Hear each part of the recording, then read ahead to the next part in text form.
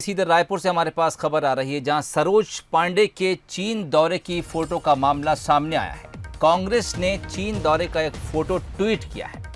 इस मामले पर उन्होंने अब सरोज पांडे को घेरना शुरू कर दिया है। फोटो पर प्रश्न खड़े करने वालों का आईक्यू देखिए।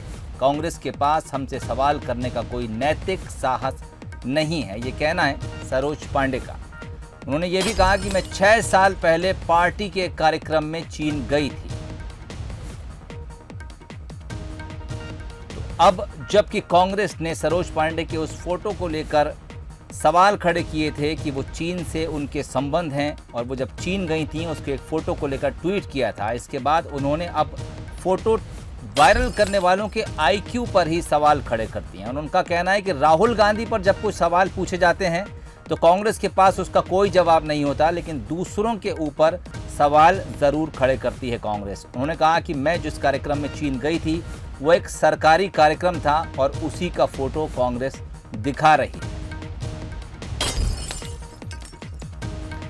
तो आपको बता दें कि सरोज पांडे का एक फोटो कांग्रेस ने ट्वीट किया था। इस मामले पर अब सरोज पांडे ने कांग्रेस को जवाब दिया है और उन्होंने उस फोटो को ट्वीट करने वाले या फिर वायरल करने वाले को ही घेरे में लेते हुए कहा कि उन लोगों का आईक्यू देखिए कि किस वक्त का एक फोटो वायरल कर रहे हैं। मैं एक सरकारी कार्यक्रम में गई थी, जो कि प्रोटोकॉल है। अगर सरकार की तरफ से आपको भेजा जाता है तो फिर आप जाते हैं, वहाँ फ़ोटो भी खींचते हैं, तमाम कार्यक्रम भी होते हैं, लेकिन उस पर सवाल नहीं खड़े किए जाने चाहिए।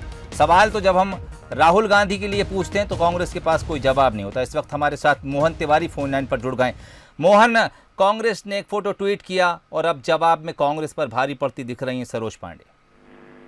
देखिए, अभी हाल का जो घटनाक्रम है चीन से उत्पन्न हुई परिस्थितियों की वजह से उसमें एक ट्रेंड सा चल निकला है। भाजपा की ओर से भी इस तरीके के ट्वीट किए जा रहे हैं जिसमें चीनी नेताओं से जो कांग्रेस नेताओं की मुलाकात है उसे आधार बनाकर टिप्पणी की जा रही है। उसी क्रम में छत्तीसगढ़ कांग्रेस ने एक ट्वीट किया है जिसमें सरोज पांडे एक डेलीगेशन के साथ चीन में चीनी नेताओं से मिलते हुए दिखाई दे रही हैं। इस टिप्पणी पर अब जो है राजनीतिक और सियासी बवाल जो है वो छत्तीसगढ़ में देखने को मिल रहा है। उसी सिलसिले में जब सरोज पांडे से सवाल किया गया तो उनका कहना था कि ये एक तरीके से भेड़ चाल है। राहुल गांधी जो कहते हैं छत्तीसगढ़ या बाकी जगह के कांग्रेस के नेता आंख मूंद कर उस पर विश्वास कर लेते हैं, उसकी सत्यता जानने की कोशिश नहीं करते। जबकि ये ट्वीट जो है 6 साल पुराना है, जबकि जो टिप्पणी की गई है उसमें कहा गया है कि हालिया में ये मुलाकात हुई है। तो सरोज पांडे ने पलटवार किया है और बताने की कोशिश की है कि ये जो मुलाकात थी वो सांसदों के एक डेलीगेशन से जो कि टूर में गए हुए थे वो मुलाकात है, ना कि कोई राजनीतिक रूप से कोई मुलाकात है।